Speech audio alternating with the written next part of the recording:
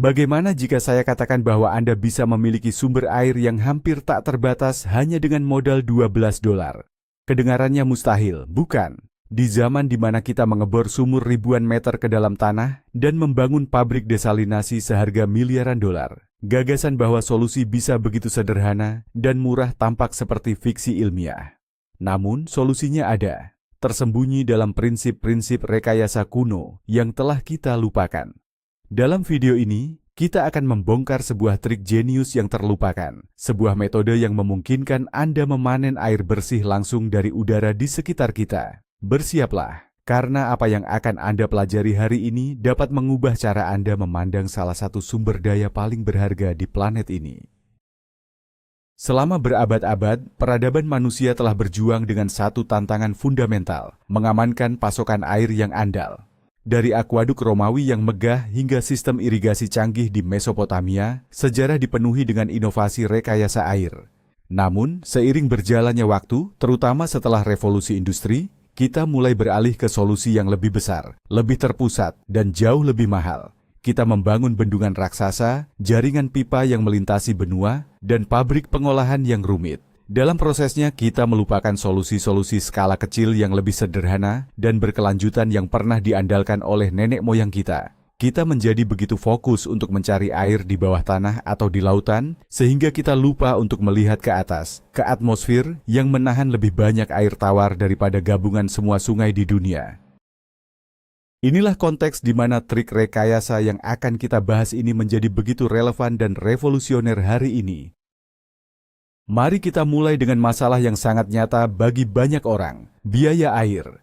Pikirkan tentang tagihan air bulanan Anda atau biaya yang luar biasa besar untuk mengebor sumur baru yang bisa mencapai ribuan dolar tanpa jaminan keberhasilan. Di banyak belahan dunia, akses terhadap air bersih bukan hanya mahal, tetapi juga menjadi sumber konflik dan kesulitan. Kita terbiasa berpikir bahwa air harus datang dari sumber yang terlihat, sungai, danau, atau akuifer bawah tanah. Mentalitas ini telah mendorong kita ke dalam perlombaan teknologi yang semakin mahal. Kita menciptakan pompa yang lebih kuat, bor yang lebih dalam, dan sistem penyaringan yang lebih kompleks. Namun, setiap langkah maju ini tampaknya membawa kita lebih jauh dari solusi yang benar-benar mandiri dan dapat diakses oleh semua orang. Paradoksnya adalah, kita dikelilingi oleh air. Udara yang kita hirup mengandung miliaran liter air dalam bentuk uap, sumber daya raksasa yang tidak terlihat, dan sebagian besar belum dimanfaatkan.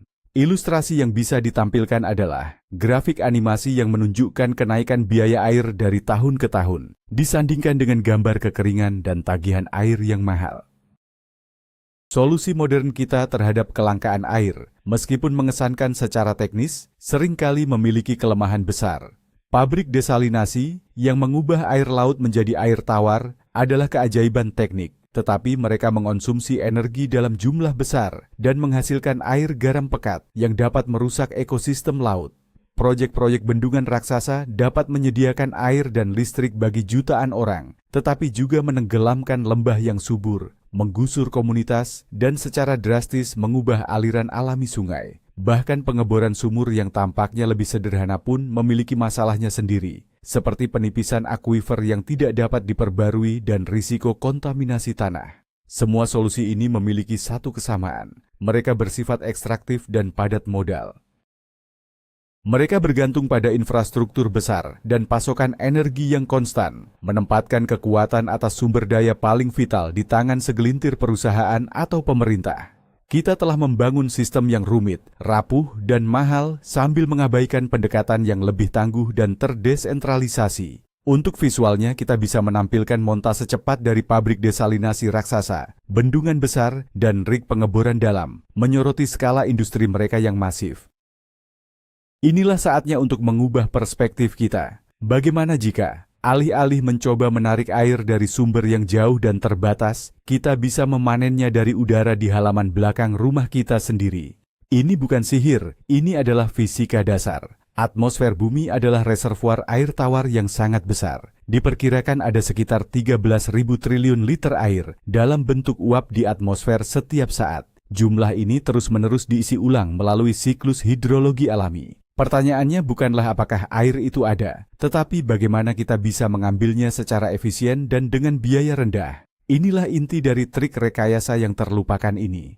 Ini adalah tentang menciptakan kondisi mikro, di mana uap air di udara dapat mengembun kembali menjadi bentuk cair.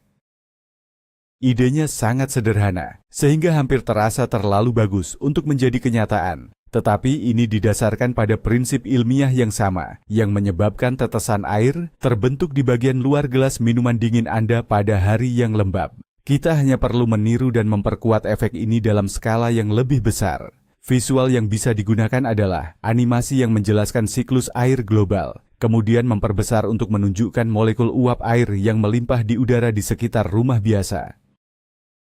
Gagasan memanen air dari udara bukanlah hal baru. Faktanya, ada bukti bahwa peradaban kuno mungkin telah memahami dan memanfaatkan prinsip ini. Para sejarawan dan arkeolog telah menemukan struktur misterius di berbagai belahan dunia, seperti kolam embun di Inggris Selatan.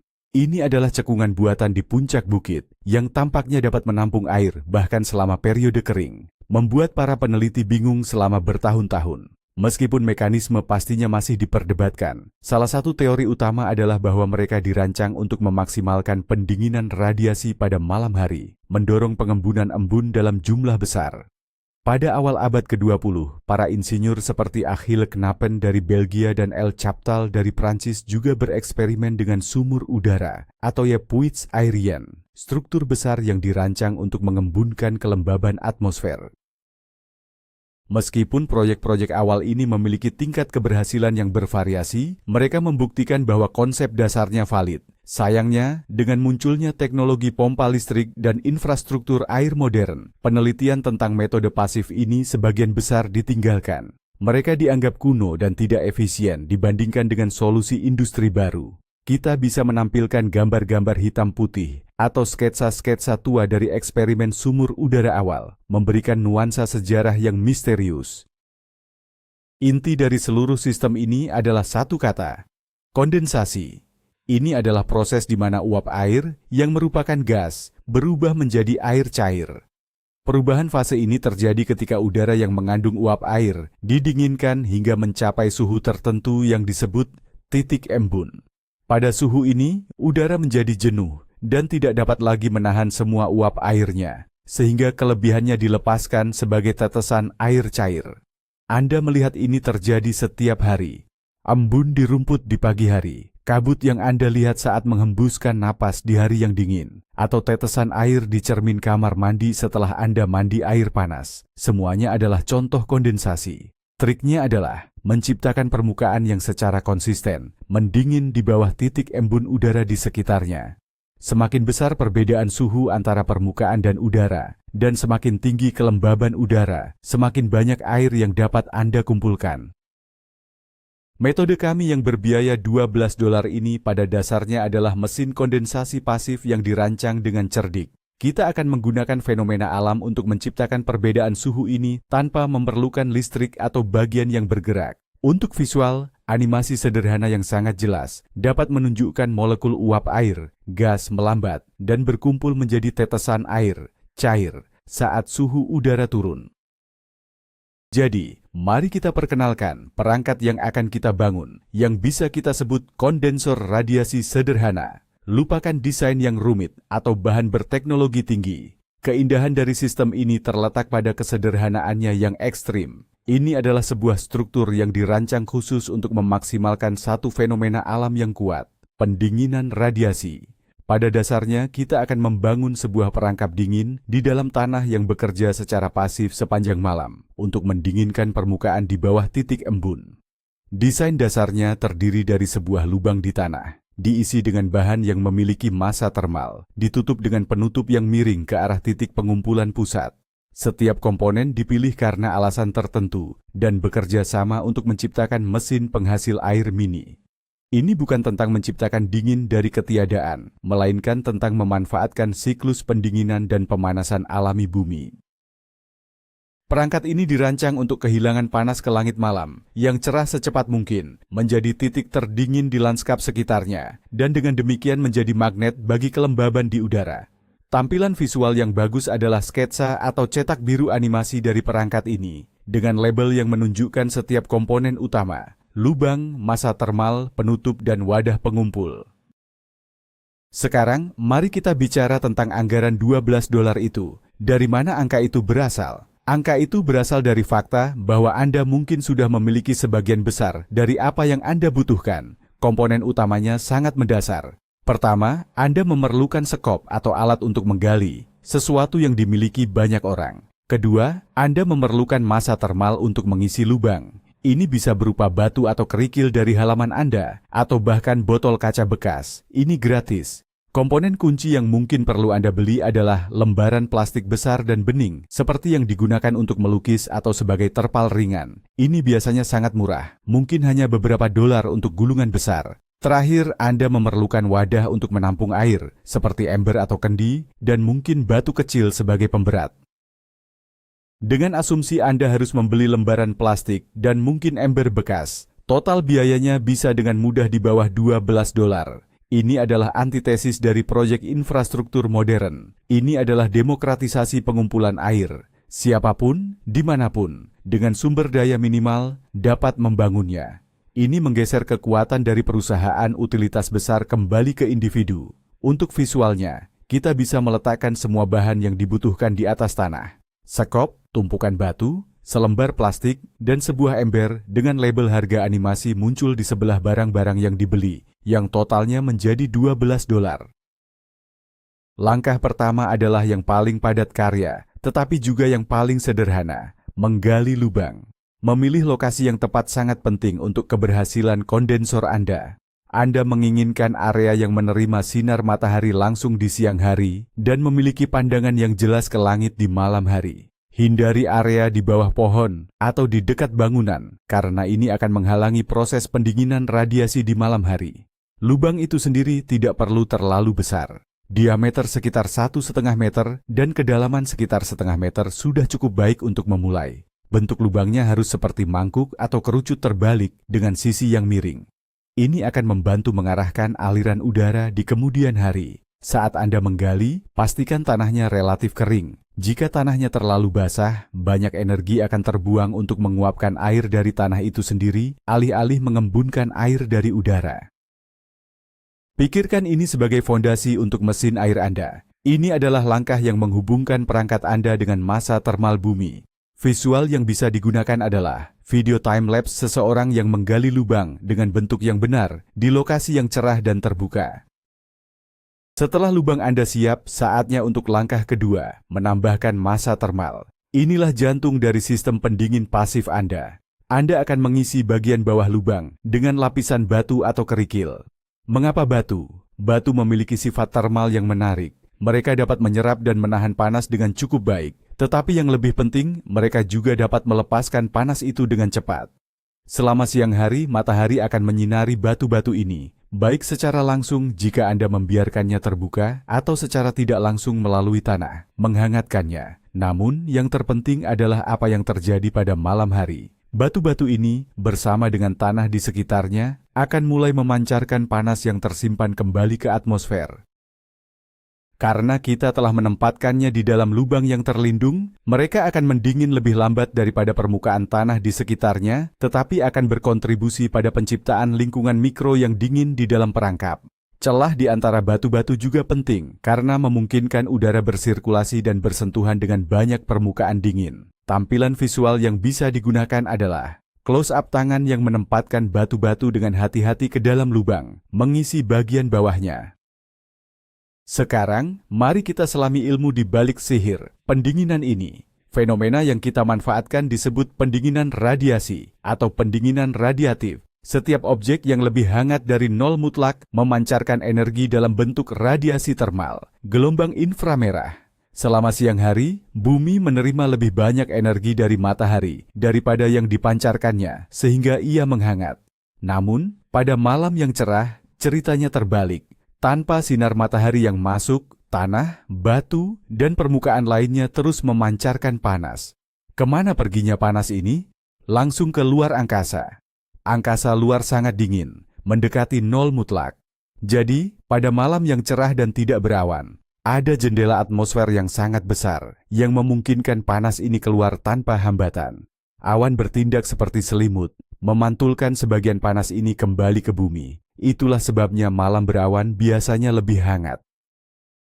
Dengan menciptakan struktur kita di area terbuka, kita memaksimalkan efek pendinginan ini. Permukaan di dalam perangkat kita akan memancarkan panas sepanjang malam, menjadi lebih dingin dan lebih dingin daripada udara di sekitarnya, membuka jalan bagi kondensasi. Animasi akan sangat efektif di sini, menunjukkan panah-panah merah, panas, yang memancar dari batu-batu di dalam lubang, melewati atmosfer yang transparan, dan menghilang ke angkasa yang gelap. Dengan fondasi dan mesin pendingin di tempatnya, kita sekarang membutuhkan sistem pengumpulan. Inilah peran lembaran plastik, komponen kunci ketiga. Anda akan merentangkan lembaran plastik bening di atas seluruh lubang, mengamankannya di tepinya dengan tanah atau batu. Pastikan plastik itu kencang tetapi tidak terlalu tegang. Plastik ini memiliki beberapa fungsi penting. Pertama, ia menciptakan ruang tertutup, menjebak udara di dalam lubang. Udara ini akan menjadi lebih lembab daripada udara di luar karena penguapan dari tanah di bawahnya. Kedua, dan yang paling penting, bagian bawah plastik akan menjadi permukaan kondensasi utama kita. Saat udara hangat dan lembab di dalam perangkap naik dan bersentuhan dengan bagian bawah plastik yang telah didinginkan oleh udara malam di atasnya, kondensasi akan terjadi. Plastik bening lebih disukai daripada plastik hitam karena memungkinkan beberapa sisa panas dari tanah di bawahnya untuk keluar. Tetapi yang terpenting, ia mendingin dengan cepat begitu matahari terbenam. Ini adalah antarmuka tempat dunia gas bertemu dengan dunia cair. Untuk visual, kita bisa menunjukkan seseorang dengan hati-hati merentangkan selembar plastik di atas lubang dan menumpuk tanah di tepinya untuk menyegelnya. Mengapa lembaran plastik ini begitu penting? Mari kita pecah lebih jauh. Peran gandanya sangat cerdik. Di satu sisi, ia bertindak sebagai atap rumah kaca mini terbalik. Ia memisahkan massa udara di dalam lubang dari atmosfer umum. Hal ini memungkinkan kelembaban dari tanah. Bahkan tanah yang tampak kering memiliki kelembaban di bawah permukaan untuk perlahan-lahan menguap dan menjenuhkan udara di dalam ruang tertutup, meningkatkan konsentrasi uap air. Di sisi lain, ia berfungsi sebagai radiator termal yang sangat efisien.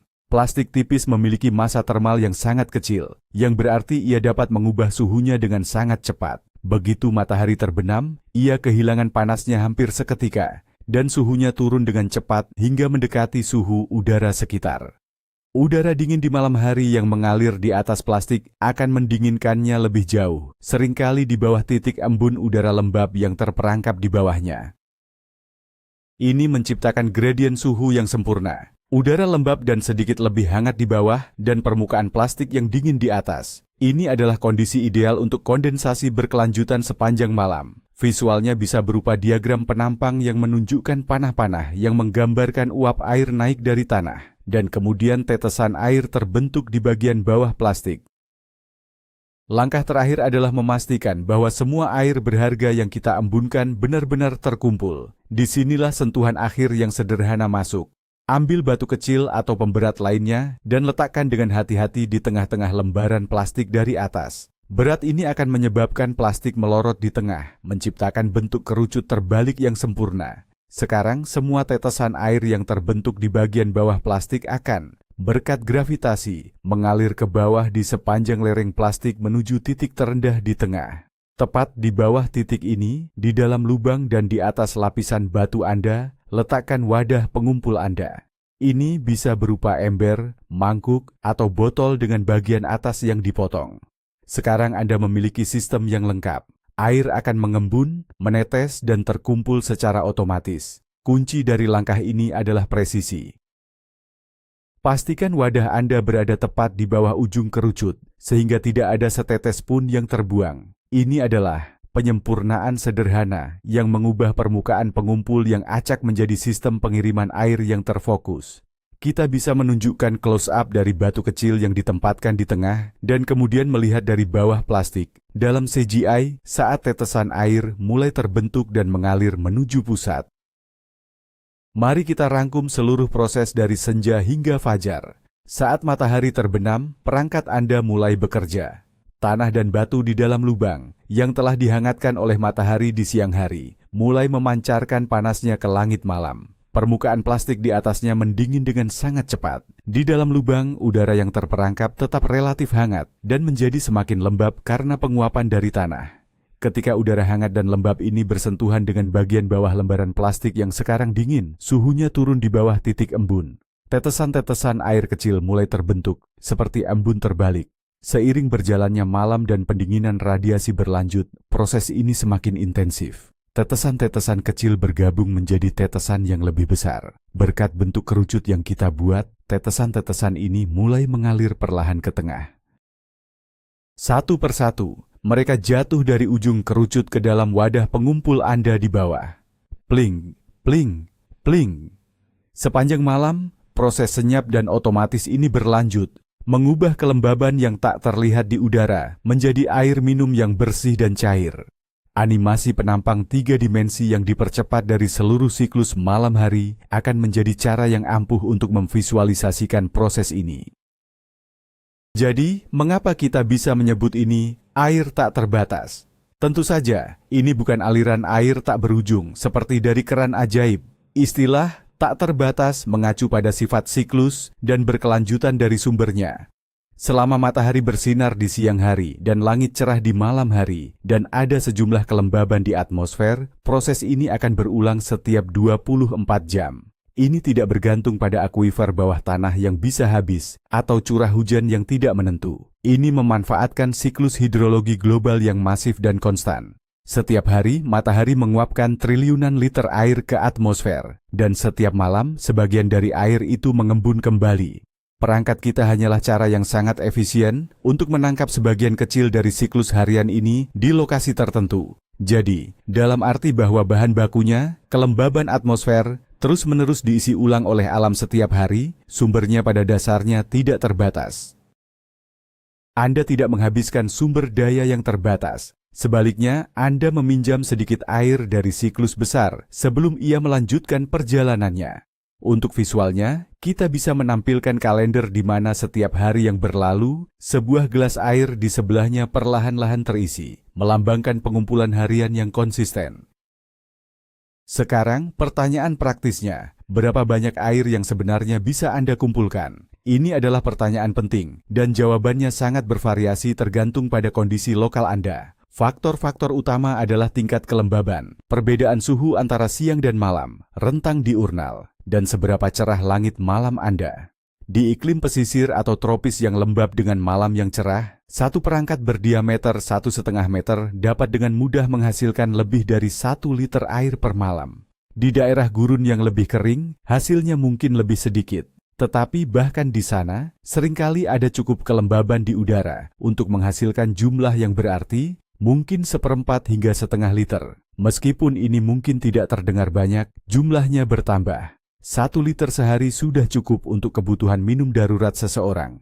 Selama sebulan, itu 30 liter air bersih dan gratis.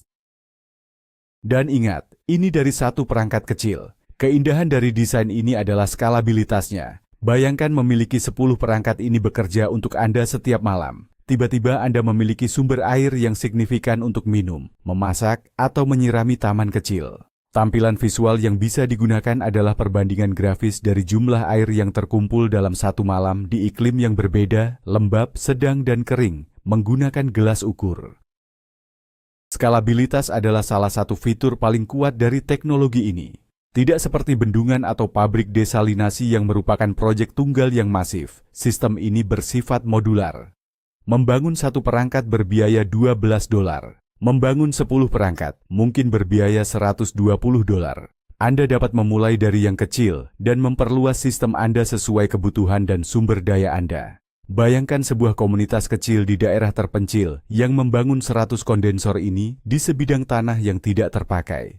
Mereka bisa secara kolektif memanen 100 liter atau lebih air bersih setiap malam tanpa biaya operasional atau dampak lingkungan yang signifikan. Ini adalah model ketahanan air yang terdesentralisasi. Ini mengurangi ketergantungan pada infrastruktur terpusat yang rentan terhadap kegagalan, kontaminasi, atau bahkan manipulasi politik. Setiap rumah tangga dapat memiliki sumber air otonom mereka sendiri. Ini adalah perubahan paradigma dari mendatangkan air dari tempat lain menjadi memanen air di tempat kita berada. Untuk visualnya, kita bisa menggunakan ilustrasi atau rendering 3 dimensi dari sebuah desa kecil, di mana setiap rumah memiliki beberapa kondensor ini di halamannya, menciptakan jaringan pengumpul air yang terdesentralisasi. Sebuah pertanyaan yang wajar dan penting adalah, apakah air ini aman untuk diminum? Jawabannya sebagian besar adalah ya, dan bahkan lebih baik dari itu. Proses kondensasi pada dasarnya adalah proses distilasi alami. Ketika air menguap, ia meninggalkan sebagian besar kotoran, seperti mineral, bakteri, dan polutan. Ketika ia mengembun kembali menjadi cair, air yang dihasilkan sangat murni. Pada dasarnya air suling. Ini berarti air yang Anda kumpulkan akan bebas dari banyak kontaminan yang mungkin ditemukan di air tanah atau air permukaan. Namun, ada 2 hal yang perlu dipertimbangkan. Pertama, pastikan permukaan pengumpul Anda, lembaran plastik, dan wadah Anda bersih untuk menghindari kontaminasi setelah air terbentuk. Kedua, karena air ini sangat murni, ia tidak memiliki mineral yang biasanya ditemukan dalam air minum, dan yang penting bagi kesehatan dalam jangka panjang. Untuk penggunaan jangka pendek, ini tidak masalah. Untuk penggunaan jangka panjang, Anda mungkin ingin menambahkan sedikit garam mineral atau setetes kecil air mineral ke dalam air yang Anda kumpulkan untuk meningkatkan rasa dan kandungan mineralnya. Kita bisa menunjukkan close-up air jernih yang menetes ke dalam wadah, diikuti dengan adegan singkat seseorang menambahkan beberapa tetes mineral ke dalam botol air yang telah diisi. Jika teknologi ini begitu sederhana, murah, dan efektif, mengapa tidak semua orang menggunakannya? Mengapa ini menjadi trik yang terlupakan? Jawabannya terletak pada tren ekonomi dan teknologi abad ke-20. Kita memasuki era di mana lebih besar berarti lebih baik. Solusi yang sukses adalah solusi yang dapat diskalakan secara besar-besaran, diproduksi secara massal, dan menghasilkan keuntungan besar. Pipa, pompa, dan pabrik pengolahan air cocok dengan model ini. Mereka menciptakan industri, lapangan kerja, dan pasar untuk peralatan dan energi. Sebaliknya, kondensor radiasi pasif ini sulit untuk dikomersialkan dalam skala besar. Bahan-bahannya terlalu umum, desainnya terlalu sederhana, tidak ada filter mahal untuk diganti, tidak ada tagihan listrik untuk dibayar. Ini adalah teknologi kemandirian, bukan teknologi ketergantungan. Akibatnya, ia tidak menerima dana penelitian, perhatian rekayasa, atau pemasaran yang sama seperti rekan-rekannya yang berteknologi tinggi. Ia secara bertahap menghilang dari buku teks teknik dan wacana publik, dianggap sebagai keingintahuan historis daripada solusi yang layak. Visualnya bisa berupa montase split screen. Di satu sisi, iklan-iklan vintage untuk peralatan modern dan proyek-proyek konstruksi besar. Di sisi lain, sketsa-sketsa tua dari sumur udara yang memudar menjadi terlupakan. Namun, hari ini, dalam menghadapi perubahan iklim, meningkatnya populasi, dan menipisnya sumber daya, teknologi sederhana dan tangguh seperti ini menjadi lebih penting dari sebelumnya. Apa yang dulunya tampak tidak efisien sekarang terlihat elegan dan berkelanjutan. Apa yang dulunya dianggap kuno sekarang terlihat sangat relevan. Trik rekayasa yang terlupakan ini mewakili pergeseran pemikiran. Ini adalah tentang bekerja dengan alam, bukan melawannya. Ini adalah tentang memanfaatkan proses-proses halus dan konstan yang ada di sekitar kita, alih-alih menggunakan kekuatan besar untuk mengekstraksi sumber daya secara paksa. Ini adalah solusi yang tangguh. Tidak ada bagian yang bergerak yang bisa rusak. Tidak ada jaringan listrik yang bisa padam. Di dunia yang semakin tidak pasti, memiliki kemampuan untuk menyediakan kebutuhan paling dasar bagi diri sendiri, air bersih, adalah bentuk keamanan yang mendalam. Ini bukan tentang meninggalkan teknologi modern, tetapi tentang menambahkan alat-alat yang lebih sederhana dan lebih mudah diakses ke dalam perangkat kita, menciptakan sistem hibrida yang lebih kuat dan mudah beradaptasi. Kita bisa mengakhiri bagian ini dengan gambar yang kuat. Sebuah keluarga di zaman modern, mungkin di halaman belakang pinggiran kota, dengan gembira memeriksa air yang mereka kumpulkan dari perangkat sederhana buatan sendiri, kontras dengan lanskap kota yang kompleks di kejauhan. Jadi, mari kita rekapitulasi apa yang telah kita temukan. Kita telah membongkar sebuah metode rekayasa yang hampir terlupakan, sebuah cara untuk mendapatkan air bersih hanya dengan menggunakan bahan seharga sekitar $12 dan kekuatan fenomena alam. Kita telah melihat bahwa dengan menggali lubang sederhana, mengisinya dengan batu, dan menutupinya dengan lembaran plastik, kita dapat menciptakan mesin kondensasi pasif yang kuat. Mesin ini menggunakan pendinginan radiasi pada malam hari untuk mendinginkan permukaan di bawah titik embun, memaksa kelembaban dari udara untuk mengembun menjadi air cair yang murni. Ini adalah solusi yang elegan, berkelanjutan, dan sangat mudah diakses.